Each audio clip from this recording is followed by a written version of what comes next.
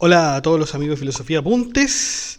Estamos entonces con la Suma Teológica, parte primera, cuestión 35, sobre la imagen.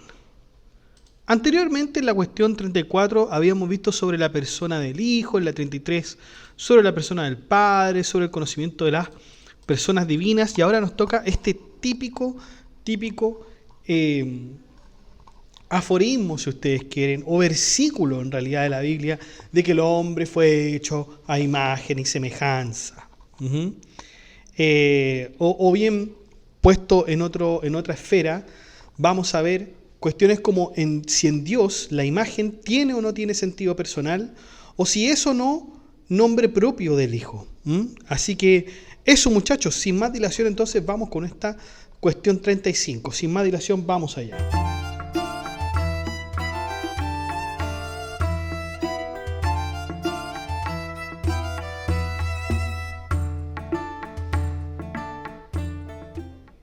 Bueno, artículo primero. En Dios, ¿el nombre imagen tiene o no tiene sentido personal? En Dios, ¿el nombre imagen tiene o no tiene sentido personal? Hay objeciones por las que parece que en Dios el nombre imagen no tiene sentido personal. Dice Agustín de Hipona en el libro sobre la fe.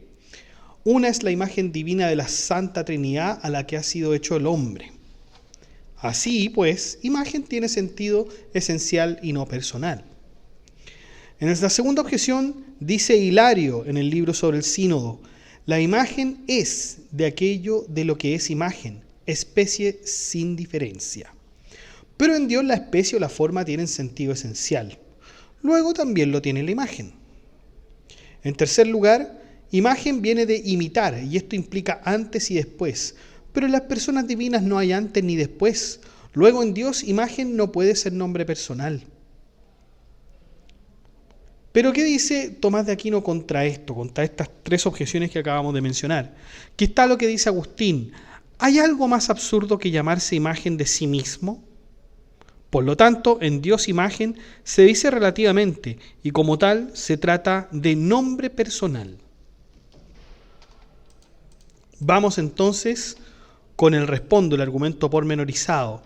Dice, el concepto de imagen implica semejanza, pero no cualquier semejanza puede entrar en el concepto de imagen, sino aquella semejanza que está en la especie del objeto, o al menos en algún signo de la especie. En las cosas creadas, el signo máximo de la especie parece ser la figura, pues observamos que de diversos animales, según la especie, hay diversas figuras y no diversos colores. De ahí que, si se quita el color de alguna cosa pintada en la pared, no se dice que se ha quitado la imagen, a no ser que se borre la figura. Pero tampoco esta semejanza de la especie o de la figura es suficiente, sino que, para que algo sea semejante, se requiere el origen. Porque como dice Agustín en el libro Octoginta Trium Quaestione, es decir, 83, el libro de las 83 preguntas, un huevo no es imagen de otro porque no ha salido de él. Por lo tanto, para que algo sea verdaderamente imagen, se requiere que proceda de otro semejante en la especie, o al menos en un signo de la especie. En Dios, los nombres que implican procesión u origen son personales. Por lo tanto, imagen es nombre personal. Vamos con las objeciones en particular. Habíamos dicho que en la primera se dice que Agustín decía que una es la imagen divina de la Santa Trinidad a la que ha sido hecho el hombre. Y así pues, imagen tiene sentido esencial y no personal. Pero ¿qué dice Tomás de Aquino contra esa objeción? Que se llama propiamente imagen lo que procede a semejanza de otro, aquello a cuya semejanza procede algo. Propiamente se llama ejemplar en este caso, impropiamente imagen.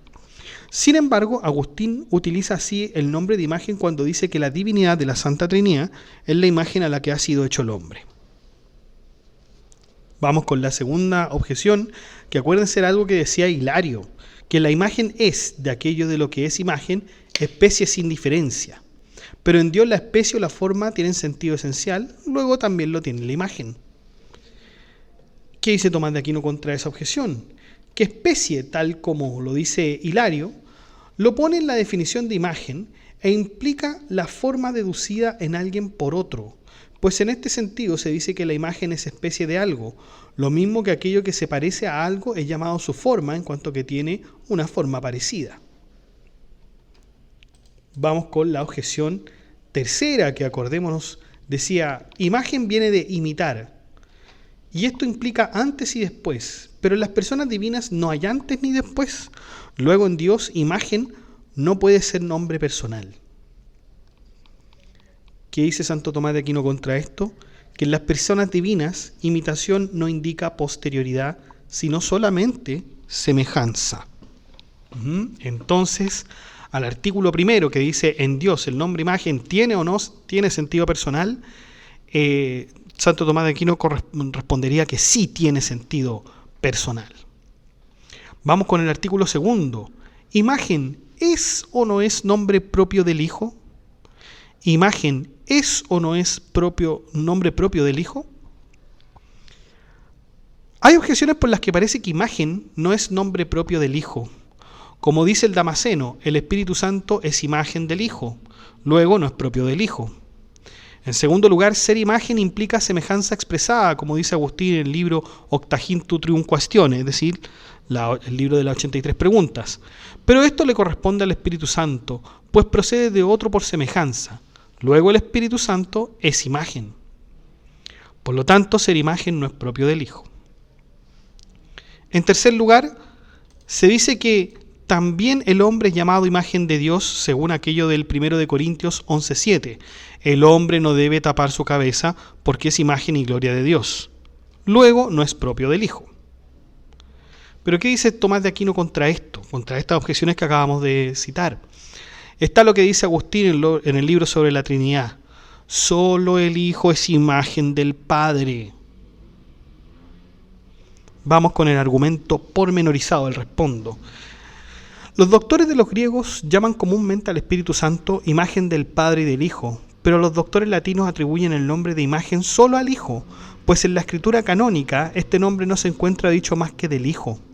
En Colosenses 1:15 se dice, quien es la imagen de Dios invisible, primogénito de la criatura. Y por otro lado en Hebreos 1:3 se dice, el que es esplendor de la gloria y figura de su sustancia. Como razón de esto, algunos aducen que el Hijo conviene con el Padre no solo en la naturaleza, sino en la noción de principio. Por otra parte, el Espíritu Santo no tiene ninguna noción común ni con el Hijo ni con el Padre, pero esto no parece suficiente, porque así como de las relaciones en Dios no se deriva ni igualdad ni desigualdad, como dice Agustín, tampoco la semejanza, que es imprescindible para la razón de imagen. Por eso, otros dicen que el Espíritu Santo no puede ser llamado imagen del Hijo porque no hay imagen de la imagen. Tampoco puede ser llamado imagen del Padre porque la imagen está referida directamente de aquello de lo que es imagen. Y el Espíritu Santo está referido al Padre por el Hijo. Tampoco es imagen del Padre y del Hijo porque sería imagen de dos, y esto es imposible. Por lo tanto, no puede concluirse más que el Espíritu Santo de ningún modo es imagen. Pero con esto no se dice nada, porque el Padre y el Hijo son el único principio del Espíritu Santo, como se dirá más adelante en la cuestión 36.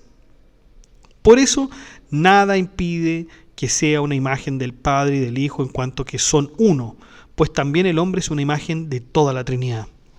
Así pues, en otra dimensión, hay que decir, así como el Espíritu Santo, aun cuando por una procesión tome, al igual que al Hijo, la naturaleza del Padre, sin embargo, no es llamado nacido. Así tampoco, aun cuando reciba la especie semejante del Padre, es llamado imagen, porque el Hijo procede como palabra a cuya razón de ser pertenece la semejanza de especie con aquello de lo que procede. Pero no es así con la razón del ser del amor, aun cuando le corresponda al amor que es el Espíritu Santo en cuanto amor divino. Vamos entonces con las objeciones en particular, porque dice, la primera, acuérdense, decía, como dice el Damasceno, el Espíritu Santo, es imagen del Hijo, luego no es propio del Hijo. ¿Y qué responde Tomás de Aquino contra eso? Que el Damasceno y otros doctores de los griegos comúnmente utilizan el nombre de imagen por perfecta semejanza. Vamos con la segunda objeción, que recordemos decía, ser imagen implica semejanza expresada, como dice Agustín en el libro sobre las 80 preguntas. Pero esto le corresponde al Espíritu Santo, pues procede de otro por semejanza. Luego, el Espíritu es imagen, por lo tanto, ser imagen no es propio del Hijo. Pero ¿qué dice Tomás de Aquino contra esto? Que aun cuando el Espíritu Santo sea semejante al Padre y al Hijo, sin embargo, y por la razón aducida, no se sigue que sea imagen. Vamos con la tercera objeción, que decía, también el hombre llamado imagen de Dios, según aquello del 1 de Corintios 11:7, el hombre no debe tapar su cabeza porque es imagen y gloria de Dios. Luego, no es propio del Hijo la imagen. Y aquí Tomás de Aquino contesta que una imagen puede encontrarse en algo de dos maneras. Una, en la realidad de la misma naturaleza según la especie, como la imagen del rey se encuentra en su hijo. Y dos, la otra, que en la realidad de distinta naturaleza, como la imagen del rey se encuentra en una moneda. Según la primera, el Hijo es imagen del Padre. Según la segunda, el hombre es imagen de Dios. Por eso, para designar en el nombre la imperfección de imagen, el hombre no es solo llamado imagen, sino a imagen, con cuya expresión se indica cierta tendencia a la perfección. Pero el Hijo de Dios no puede decirse que sea a imagen, porque es la perfecta imagen del Padre. Bueno, tenemos entonces, muchachos, que en esta cuestión 35, lo primero que resalta es que la noción de imagen implica algo más que una semejanza externa, o sea, requiere un origen, una procedencia. No basta que algo se parezca a otro. Para ser imagen verdadera debe provenir de aquel a quien imita. Y aquí está lo fascinante en la Trinidad, porque el Hijo procede del Padre como palabra, y esa palabra llega consigo la perfecta semejanza de quien la engendra.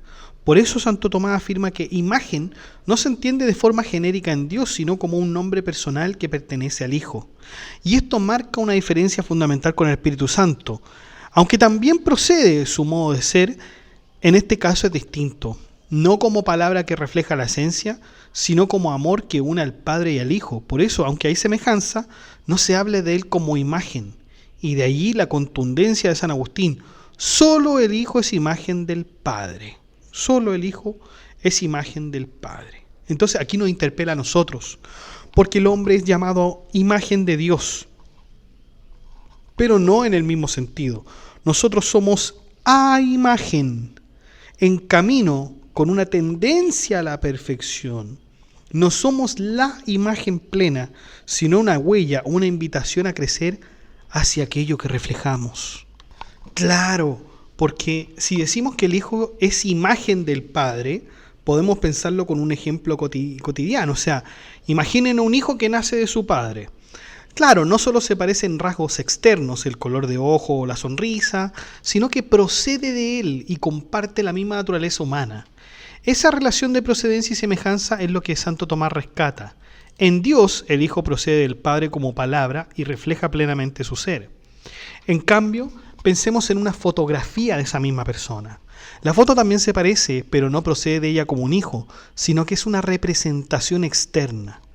Eso sería más bien lo que ocurre cuando hablamos del hombre como a imagen de Dios, o sea, reflejamos algo de él. Ese es el sentido en que hay que entenderlo, de forma lejana, incompleta, como una huella, pero que de algo se rescata.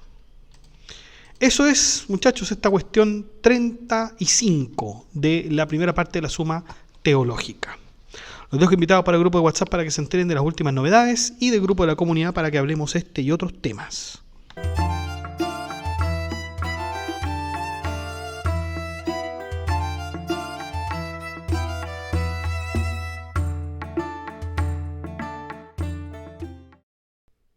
Bueno, chicos, eso ha sido todo. Muchas gracias por ver este video.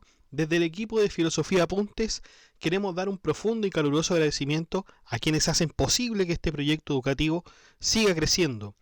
A nuestro mecenas medieval, el nivel más alto de apoyo, Gab Welther.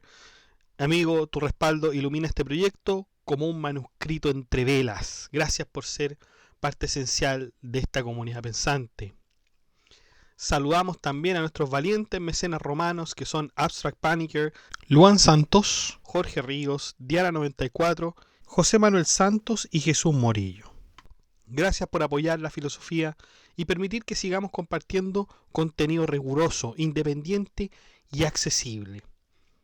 Y tú, que estás viendo esto, si valoras este trabajo y aún no lo haces, suscríbete al canal, comenta, dale like, comparte todo el contenido con quienes aman el pensamiento. Y si quieres ir un paso más allá, únete como mecenas y apoya este proyecto educativo y cultural. Pulsa el botón unirse que está debajo de cada video y forma parte de esta comunidad que piensa, imagina y transforma. Sigamos filosofando juntos. Que estén bien, cuídense, chao.